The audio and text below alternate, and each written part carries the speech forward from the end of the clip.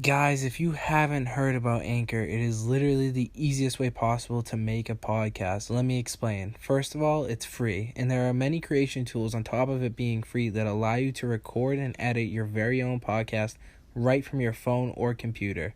Anchor will distribute your podcast for you so it can be heard on Spotify, Apple Podcast, and many more podcast outlets. You can make money from your podcast with no minimum listenership. Let me stress that again. You can make money from your podcast with no minimum listenership. It's everything you need to make a podcast in one place. Download the free Anchor app or go to anchor.fm to get started today.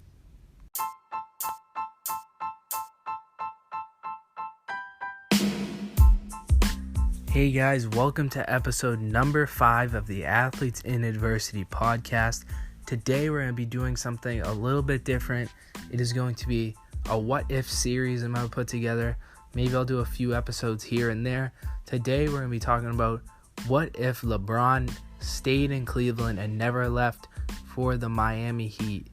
So with that, make sure to go follow me on Instagram, Facebook, and subscribe to my YouTube channel, all at Athletes in Adversity, as well as my Twitter at AthletesPod. Also, go support the show for as little as 99 cents a month right on anchor.fm. Or if you want to be more generous, go pledge up to $50 a month on my Patreon, Athletes in Adversity. So with that, let's get today's show started. So let's start back where it all started. Free agency. LeBron live on TV. July 8th, 2010. About to make his huge announcement that could change the landscape of the NBA for years to come. Let's take you back all the way to the decision. LeBron's on national TV, sitting down at the Boys and Girls Club of Cleveland, and he says, "I am staying in Cleveland," and he pledges to give a championship back to his hometown. Chris Bosh already made his decision about teaming up with Dwayne Wade back in Miami. So in Miami, it's Chris Bosh and Dwayne Wade. The Cavs try to lure Carlos Boozer and Kyle Korver to Cleveland to team up with LeBron James, but both end up choosing Derrick Rose in Chicago.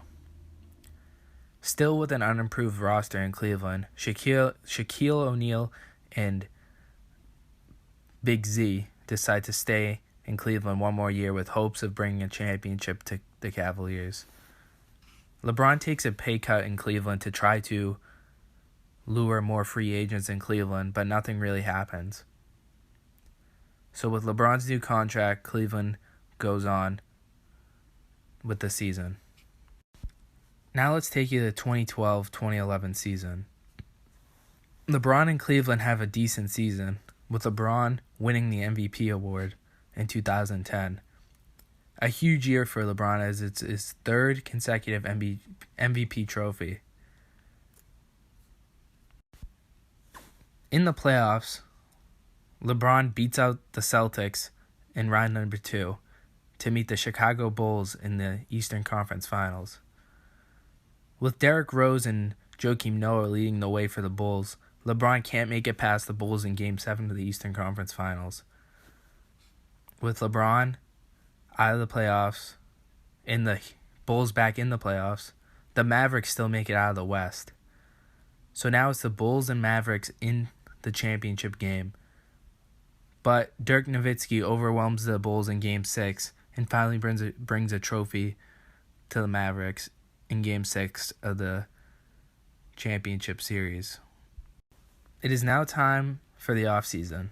The 2011 NBA draft, with Kyrie Irving coming out of Duke, the Cavaliers have a low pick, and they tried to trade up. They tried to trade Big Z along with their pick to trade up, but nothing really works. The Clippers have the first overall pick, but they can't, and they try to shop around a little bit. The Cavaliers tried to give them Big Z and all this people, but they can't seem to find an offer. With that off the table, the Clippers decide to take Duke point guard Kyrie Irving with the number 1 overall pick and hoping to have the duo with their star Blake Griffin. At the end of the first round, the Cavaliers end up taking Jimmy Butler and hoping to add some depth to the team. Chris Paul announces he has no intention to return to the New Orleans Hornets after a dreadful season, and he says that his contract is up after the season. But the Hornets, being smart, they do not let that happen. They decide to shop around Paul for some value. Of course, this time, the Clippers are not interested in acquiring Paul because they just drafted Kyrie Irving with the number 1 overall pick in the draft to team up with their other star, Blake Griffin. The Cavs and Hornets complete a trade that sends Mo Williams and multiple first and second round draft picks to New Orleans in exchange for Chris Paul. Now we got to remember here that Wade and Bosh are still in Miami with no big three eminent. Wade and Bosh look for a new man to try to fill the spot in the void in the roster. Anthony Davis, looking for a way out of Denver, decides to join the Miami Heat. He requests a trade with the Nuggets, and the Nuggets and Heat agree on the trade that sends Melo to South Beach and hoping to put the team together to try to win a championship for the Miami Heat. A new Big Three is formed with Bosh, Wade, and Melo. In the 2011-2012 season, LeBron and Chris Paul in Cleveland make for a deadly force in the East. The Cavs take the number 1 seed in the East in the playoffs, and LeBron wins his 4th MVP award. Miami gets injured a lot during the season, with nagging injuries from Dwayne Wade and Chris Bosh. With injuries from Wade and Bosh nagging them all season, the King finally gets his ring in the playoffs. The Cavs face the Oklahoma City Thunder in the NBA Finals, and James and Paul outlast Kevin Durant, Russell Westbrook, and James Harden to win the series in 7 games.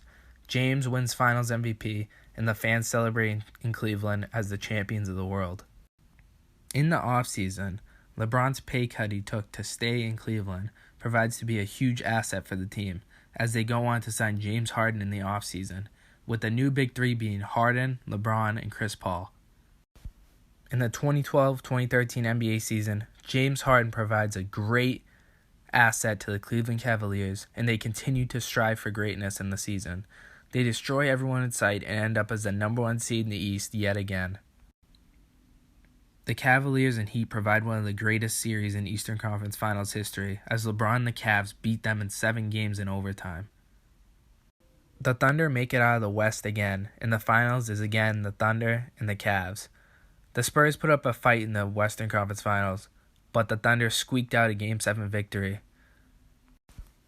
The Thunder proved no match for the Cleveland Cavaliers as the Cavs beat them in 5 games in the NBA Finals, with James Harden winning the NBA Finals MVP award. With the Cavaliers still dominant in the East in the 2013-2014 NBA season, no one can stop them once again in the regular season, as the Cavs finish once again at the top of the Eastern Conference standings. With that, the playoffs come around. In the 2013-2014 NBA playoffs, the Celtics and Cavs match up in round 1, with the Celtics proving themselves in round 1, taking the Cavaliers all the way to Game 6, a shocker to say the least. The Cavs narrowly squeak out a Game 6 win and take the series. It's the Cleveland Cavaliers in the finals once again, this time against the San Antonio Spurs. The Spurs proved to be a good matchup for the Cavaliers, as the Spurs defense is one of the best in the league. However, the Cavs managed to squeak out a Game 7 victory, and LeBron James is once again crowned the king of the NBA for the 3rd time in a row. LeBron's original deal with the Cavs was only a 3-year extension. In free agency, LeBron sees that the Cavs are no longer his team and decides to leave to go help Kobe in LA. LeBron and Kobe look for an asset to fill the void in their roster to try to build a Big Three in LA. LeBron shops around, but can't seem to find anyone. But the Thunder are shopping around Russell Westbrook since they can't seem to get out of their slump. With LeBron and Kobe in LA alongside Russell Westbrook, they try to make a run at the championship. They have a decent season and end up as the 5th seed in the Western Conference. They squeak away wins in the first and second round and find themselves in the Western Conference Finals. They find themselves in the Western Conference Finals against the Spurs, but they can't seem to make it out of the West, as the Spurs beat them in 7 games and go on to win the championship. Kobe Bryant decides to retire in the offseason as he can't win the one more championship he so desperately wants. He wants those 6 rings, he says, but it's just not going to happen in LA. LeBron has one more big season in LA, and they find themselves in the Western Conference Finals again. But they can't seem to make it out one more time, and LA proves to not be the spot for LeBron James. LeBron says he wants to stay in LA, but requests a trade to go to the Clippers instead. LeBron teams up with Kyrie Irving in LA, but this time it's with the Clippers. LeBron and Kyrie find themselves as a championship contender once again, and with this, they find themselves in the finals. LeBron is finally a champion again, 2 years after he brought the 3rd championship to the Cavaliers. He is a champion, but this time it's with the Los Angeles Clippers. In the offseason, LeBron and Kyrie look for one more man to complete their roster. Even though they just won a championship, they seem to want more. So they look around and can't find anyone. But Kobe Bryant announces he wants one more ride at the championship. He says he's coming back to LA, but not with the Lakers, with the LA Clippers. The basketball world is shocked, as 40-year-old Kobe Bryant is now back in the league. With LeBron in LA, Kobe Bryant has nowhere to go. He wants ring number 6 so desperately. At 41 years old in the 2020 NBA season, he comes back for one more ride. This time, it's with the Golden State Warriors and Stephen Curry, Klay Thompson, and everyone else on the team. Draymond Green provides to be a dominant defensive force in the 2020 NBA season as a career resurgence happens for him. LeBron and Kobe meet again in the Western Conference Finals, with Kobe having one more ride at the championship. He beats LeBron in 7 games, and the Warriors are off to the finals for the first time in a long time. Kobe and the Warriors win the championship in 2020, beating the Raptors in 5 games. Kobe Bryant is once again a champion of the world. He now has 6 rings and decides to retire, finally. With that, it brings us up to the present-day NBA. The 2020 NBA season is over. The Golden State Warriors are the champions. Kobe Bryant retires happy, and the league has changed dramatically.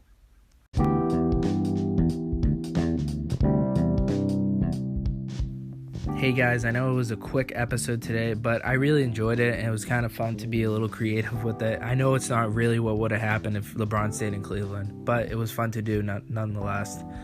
With that, make sure to go follow me on Instagram, Facebook, and subscribe to my YouTube channel at AthletesInAdversity, as well as my Twitter at AthletesPod. Also, go support the show for as little as 99 cents a month right on Anchor.fm. Or if you want to be more generous, go pledge up to $50 a month and receive exclusive benefits on my Patreon, AthletesInAdversity. So with that, that's going to end today's episode, guys. I hope you enjoyed it. Let me know if you want to see more of the What If series.